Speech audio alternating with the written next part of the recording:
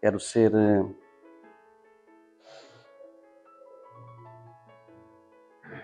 falar algo aqui da parte do Senhor.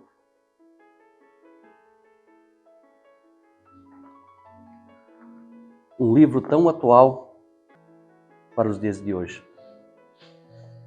Evangelho de Jesus Cristo, narrado em Mateus, ou melhor, Lucas, o seu capítulo 7, a partir do verso 11.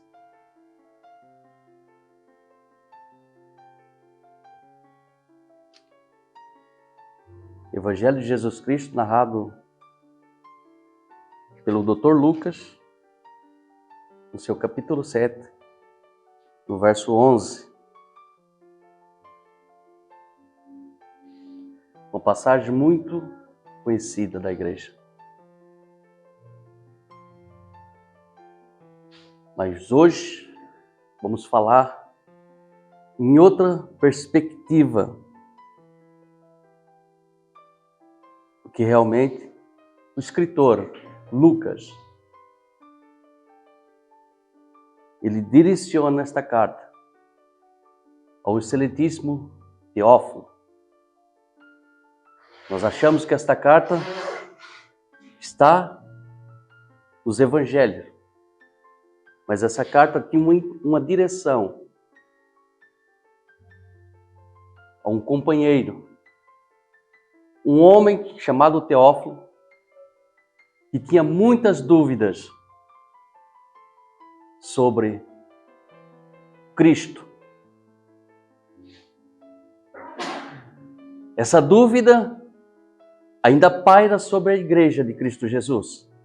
Mas naquele tempo, naquela altura, eles não tinham o Novo Testamento.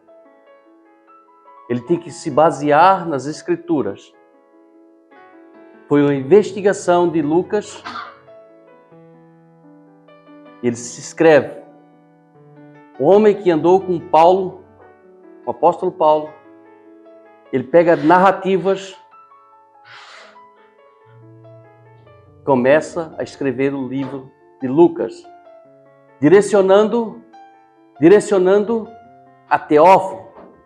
Você pode ver isto no primeiro capítulo, no verso 1 do livro de Lucas. Um livro que foi escrito entre 54 ou a 64 depois de Cristo. Diz os historiadores. Há uma controvérsia. Então ele direciona esta carta para que nós venhamos entender que Deus quer falar. Nós temos que atentar o que Lucas estava escrevendo a Teófilo. Porque pairava uma dúvida, quem era Cristo? E Lucas ele menciona Cristo, o caráter de Cristo. Ele começa a mencionar o caráter de Cristo. Lucas ele começa a mostrar que é o reino de Deus para Teófilo, direcionado a um gentil. Porque naquele tempo o reino se expandiu, o reino de Roma conquistou vários reinos, os gregos, e há muita mistura, as muitas misturas, as muitas deuses e deusas, há muitas coisas. E nesse meio tempo, manifesta Jesus. Manifesta o Filho de Deus. Então há muita mistura. Não é diferente do tempo de agora. Não é diferente do tempo de agora. Há muitas variantes, há muitas diversidades da palavra de Deus que foge talvez do verdadeiro evangelho genuíno de Cristo. E leva as pessoas em ser muitas crenças, misticismos, e não leva diretamente a Jesus.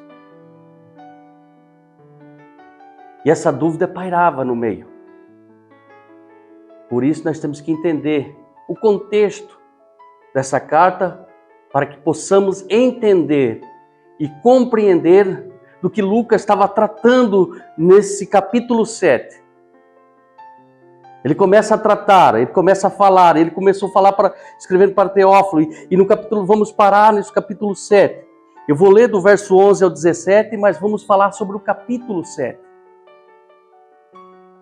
No capítulo 7, no verso 11, diz assim, a versão da minha Bíblia é atualizada, talvez não está na sua versão, mas você pare na sua versão, lê na sua versão, porque aqui é uma maior compreensão, é a linguagem de hoje. No dia seguinte, verso 11, no dia seguinte, partiu Jesus para uma cidade chamada Naim, e com ele caminhavam os seus discípulos e uma grande multidão. Ao se aproximar da porta da cidade, estava saindo um enterro do filho único de uma viúva. E uma grande multidão da cidade a acompanhava. Ao observá-la, o Senhor compadeceu dela e encorajou. Não chores. Aproximou-se, tocou na esquife ou no caixão. Então o que carregava pararam. E Jesus exclamou: jovem, eu te ordeno, levanta-te. No mesmo instante, o jovem que estivera morto se pôs sentado e começou a conversar. E assim Jesus restituiu o jovem à mãe. Todos foram tomados de um grande temor e louvaram a Deus, proclamando: um grande profeta foi levantado entre nós. E Deus veio salvar o teu povo. Esta notícia a respeito de Jesus circulou por toda a Judéia e região circunvizinha.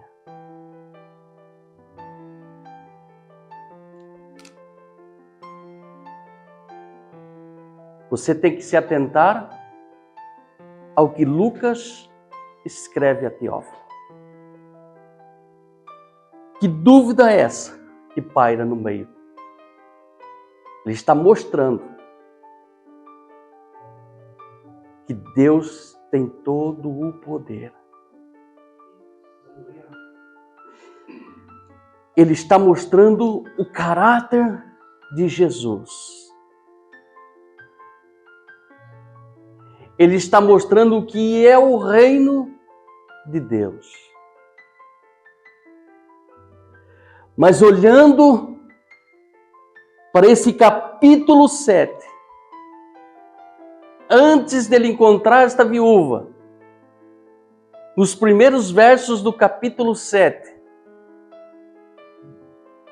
um centurião tem o seu servo doente. Então ele chama os oficiais do sacerdote, os líderes do sacerdote, e pede para encontrar Jesus.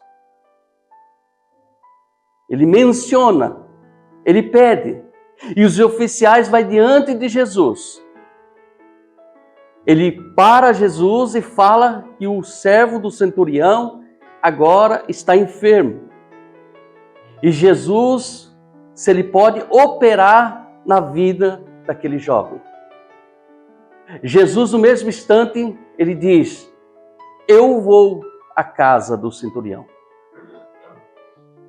O centurião manda pessoas até ter com Jesus e fala para Jesus: não sou digno que o Senhor entre na minha casa, porque eu sou homem de autoridade. Se eu mando o meu soldado ir, ele vai. Se eu mando ele vir, ele vem. Basta uma autoridade do Senhor e meu servo será curado. Diz o texto que Jesus maravilhou da fé do centurião. Que fé é esta? A fé que Lucas menciona aqui não é uma fé de crença. A fé que Lucas menciona aqui, ele fica maravilhado da humildade, da posição de um homem, do gentio que não conhecia Jesus, se deixou na sua humildade e reconhecendo a autoridade de Jesus,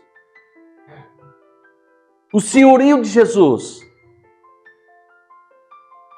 Porque eu tenho que falar aqui, e não posso chocar, talvez você, que a oração, porque eu quero fazer um contexto entre Naim, a viúva e o centurião. Eu quero falar, hoje nós falamos aqui sobre oração, em Mateus 6, que nós fizemos um vídeo. Mas eu quero falar para você daqui, e vou lhe explicar isto, que a nossa oração não tem poder. Não faça corte, talvez está gravando aí. Isso pode chocar você. A sua fé não tem poder. Vamos provar pelo livro de Lucas. Quem tem poder é chamado Jesus. A nossa oração, a nossa petição, fechando o nosso quarto, é um pedido a Deus. É simplesmente um pedido a Deus. A fé, diz que lá em Coríntios, 1 Coríntios capítulo 12, que a fé é nos dada a fé. A fé é um dom, é um dom de fé. A fé é um dom. Vamos aqui abrir um parênteses aqui para que você entenda, que eu vou explicar, não entrei na mensagem, para que você entenda. Lá no Egito, quando chega as 10 pragas, Deus endureceu o coração de Faraó. O que é endurecer o coração de Faraó? Nós temos aqui nos nossos vídeos. Deus retira o espírito dele e deixa ele sozinho, com a sua essência, a nossa essência. E a nossa essência é mal, é maldade. E isto é endurecer o coração. Então, quando Deus enche de fé, nós temos o contato, porque Ele mora em nós. Ele mora em mim.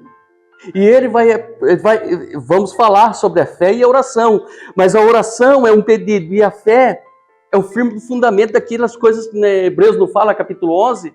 A fé é um firme fundamento das coisas que eu não vejo, mas eu creio que ela vai acontecer. Isto é fé. Mas o partir da fé é a partir do que a vontade de Deus sobre a minha vida. Eu posso ter fé. Vamos abrir aqui um exemplo. Eu posso ter fé que eu vou me trasladar agora daqui para o centro da Amadora. Eu tenho fé, eu creio. Mas não vai acontecer. Isto é fé. A fé não tem poder. Quem tem poder é Cristo, é Deus. Deus tem todo o poder. Quando eu tranco no meu quarto e fecho, eu estou fazendo uma petição a Deus. Estou dialogando com Deus, o privilégio de falar com Deus. Mas Deus, Ele tem todo o poder para atribuir as minhas orações ou não atribuir as minhas orações.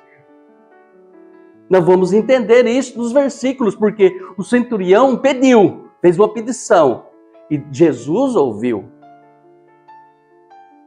Não foi isto? Mas eu quero falar para você. Nós achamos que o fulano tem mais... O irmão tem uma oração melhor do que o outro. Não tem poder. Ele pode ter fé, mas o poder está em Deus. Não está na oração forte do irmão. Não está no poder da eloquência do irmão. Não está no poder da oração mirabolante que o irmão possa fazer. É uma pedição a Deus. Mas a igreja nos leva a achar que o irmão tem uma oração mais poderosa que a minha. O irmão tem uma oração, eu vou pela irmã, que ela ora e as coisas acontecem.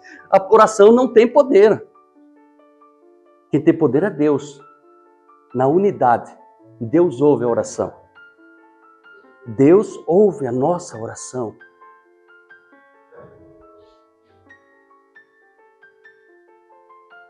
E a partir daí, a partir do verso 11, ele atendeu o centurião, ouviu a oração. O centurião teve fé. Deus operou. Mas, aqui no verso 11, diz que no dia seguinte, depende da sua versão, dia seguinte, aqui diz dia seguinte, Jesus partiu para uma cidade chamada Naim. Esta mulher estava numa aflição. Esta mulher, quem conhece os termos judaicos sabe que esta mulher era o único sustento dela, seria o filho, o jovem. Essa mulher já fez um percurso desse enterro, porque a Bíblia nos afirma que ele era uma viúva. Ela já tinha sofrido esse percurso, esse trajeto fora da cidade, porque o cemitério ficava fora da cidade, dos portões da cidade. Essa mulher já sofreu esse sofrimento do luto. Essa mulher não tinha como agora ter o seu mantimento. Segundo as tradições, diz que a viúva, os estrangeiros, os órfãos, tem que ser ajudado. Porque ela dependia de um homem. Ela dependia e ela era o único filho. Olha a situação desta mulher. Olha a situação que ela estava se encontrando agora. Tudo que ela tinha estava num caixão, num esquife. Tudo que ela idealizou na sua vida, de ideia de vida, que meu filho crescesse e agora ia viver com meu filho, porque nós olhamos que, honrando, né, nós estamos sobre isso, que quando nós olhamos, honra seu pai e mãe, e vai se estender os seus dias de vida, não é assim que nós olhamos? Na tradição aqui, na palavra dos judeus, era honrar pai e mãe, era guardar eles da sua velhice, manter eles da sua velhice, o seu pai e sua mãe. Era isto. E quando nós falamos aqui, o texto nos afirma aqui que ele era um jovem. Ele poderia ter aí seus 30 ou quase 30 e tal anos de idade. A esperança dela estava agora num cortejo fúnebre. Mas diz a palavra no verso 11, você vai entender que esta mulher, ela não faz um ritual. Essa mulher nem sabia que Jesus passaria por ali.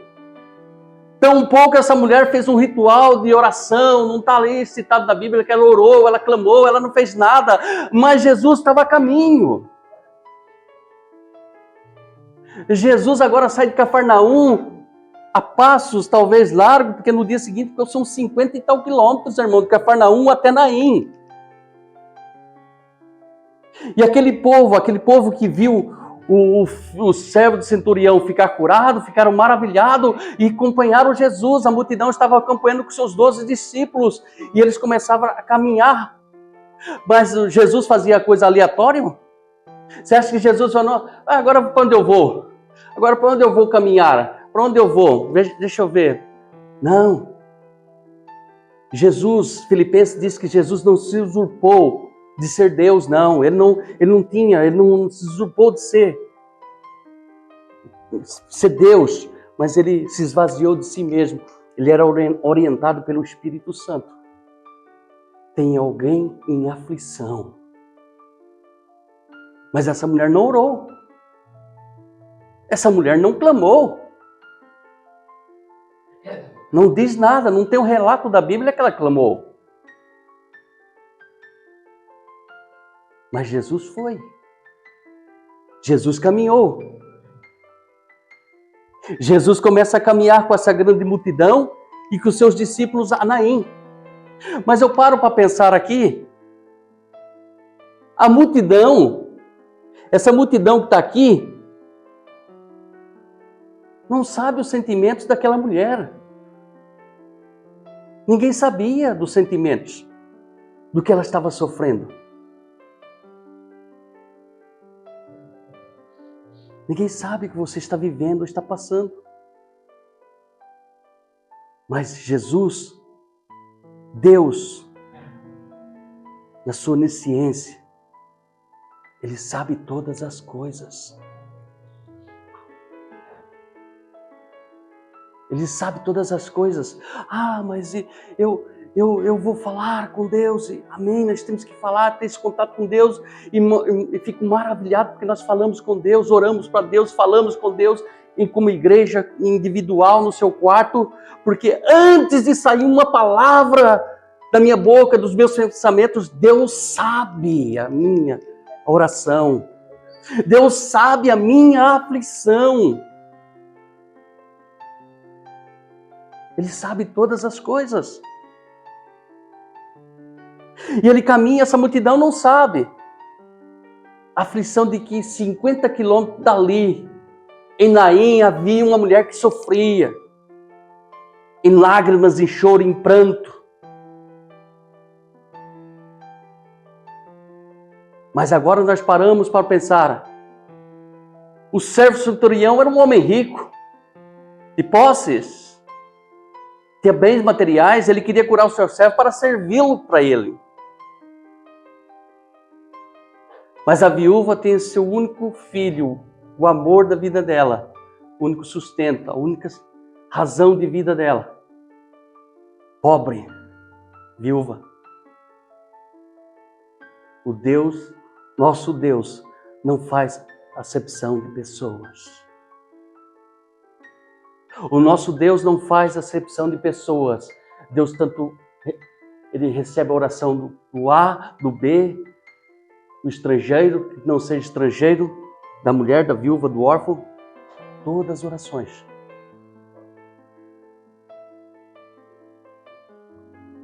Vou levantar isso aqui que você baixou.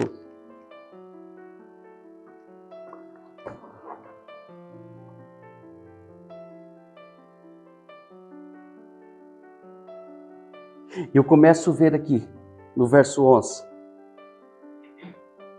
Essa multidão caminhava com Jesus. Vou saltar para o verso 12. No verso 12 diz assim: e aproximou-se a porta da cidade.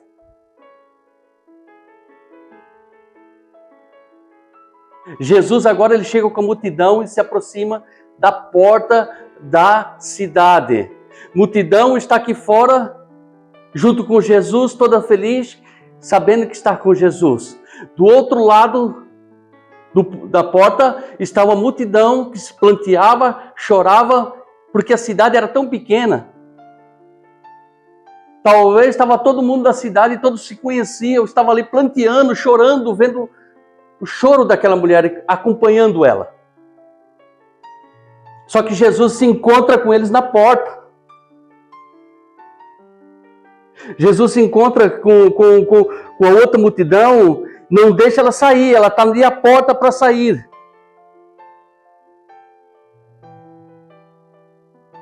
Jesus ele fala que eu sou a porta. Quem entrar achará pastagem.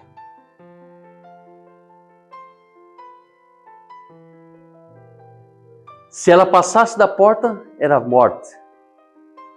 Se ela ficasse dentro, onde Jesus encontrou, era vida.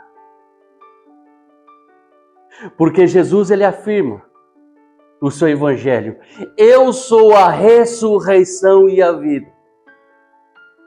Ainda que estiver morto, viverá. Ele é o dono da vida. Ele é a porta. Ele é o caminho, a verdade e a vida. Ele se encontra agora à porta. E nessa porta, ela não sai. Ela não atravessa essa porta. Ela chega na porta que é Jesus. Essa porta que nós devemos entrar. Essa porta que nós devemos encontrar que é Jesus. Não é religião. Não é misticismo, não é crença. Não são crenças. Não são crenças que nós temos que levar para as nossas vidas, porque quando a religião coloca para mim que a minha oração tem poder, a minha fé vai te levar, e eu começo a ser emocionado por isso.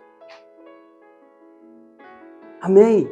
E é bíblico, mas só que a religião leva você a... Não, a minha oração tem poder, eu faço, aconteço, eu faço, a minha fé, eu transporto um monte daqui, se eu tiver uma fé do tamanho do mostarda, eu mudo um monte daqui para outro monte dali, e começa...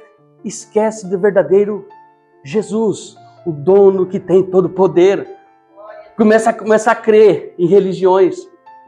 Começa a colocar misticismo. Não, eu vou para os 10 passos que é aquela oração, e vou.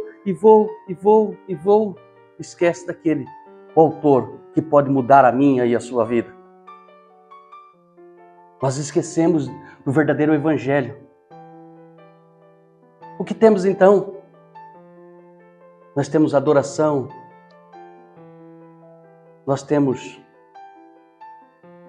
somos aqui submissos a Ele. Nós temos gratidão a Ele. Isso que nos resta a nós. Sem o Espírito dele não somos nada, não temos nada. Eu preciso do Espírito Santo, eu preciso da morada dele em mim, para que o meu coração não endureça como o do faraó, que eu fique sozinho no seu Espírito dele. Eu preciso ser cheio dele, para ser cheio de fé, ter essa fé, essa convicção que eu estarei com ele. Mas a instituição coloca para mim que você fizer isto, os 10 passos disso, meu irmão, vamos fazer uma corrente de oração, quebra de maldição. E o que Jesus fez por mim? Eu sou a porta. Eu sou a porta. Jesus está a caminho, mas eu tenho que ajudar Jesus. Eu tenho que fazer isso para Jesus. Eu tenho que fazer 10 passos. Aí está lá no seu caderninho 10 passos disto, 10 passos daquilo. Mas Jesus falou: olha para mim. Se você está em mim, eu estou em você. É isto. Lucas está afirmando a Teófilo: não adianta, Teófilo, tantas coisas, tanto misticismo, tantos paganismos aí, está te levando a muitas variações. E Jesus é o caminho, a verdade e a vida. Não há outro caminho. Jesus é a porta. Se você não se atentar a isso, você vai passar essa porta e vai encontrar o cemitério, a morte. A tristeza, a angústia, porque vai depender de você só. Você vai depender de você só, do seu sofrimento. No verso 13. Verso 13. Ao observá-la, o Senhor compadeceu dela.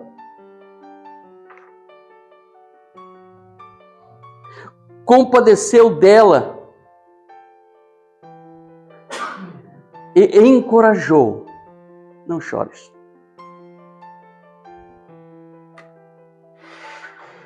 O que Jesus está falando aqui? Jesus se importa com meus sentimentos. Jesus importa com o meu choro, com a minha tristeza, com a minha angústia, com a minha aflição. Jesus importa comigo. Aquela mulher não orou, aquela mulher não clamou, mas Jesus importou com ela. Jesus agora importa com ela. Jesus agora observa, Jesus fala assim, Jesus começou a observá-la, Jesus está importando com os sentimentos que ela está vivendo, está atravessando. Nós olhamos aqui e achamos que Jesus teve empatia com ela. A empatia, Jesus teve empatia. Jesus foi simpático com ela. Foi simpático com ela. O ser simpático é eu tratar bem a pessoa. Em simpatia, eu vou tratar bem a pessoa. Cumprimento, estendo a mão. A empatia, eu vou ver a dor da pessoa. Eu vou mais além da simpatia. Eu vou mais além, eu vou ver que ela está ali com sofrimento. Ela está ali com a dor. Eu vou ali e começo a sentir a dor dela. Mas Jesus foi além. Mas Jesus ultrapassou isso, Jesus teve compaixão. O que é compaixão? Compaixão é viver, morrer com ela, sentir a dor dela. Jesus não se importa, Jesus falou assim, não, ela está sofrendo. Jesus, a compaixão é sofrer, é morrer por ela. Isto é compaixão que Jesus olhou, se importou e falou assim, não, o sofrimento dela é meu, o sofrimento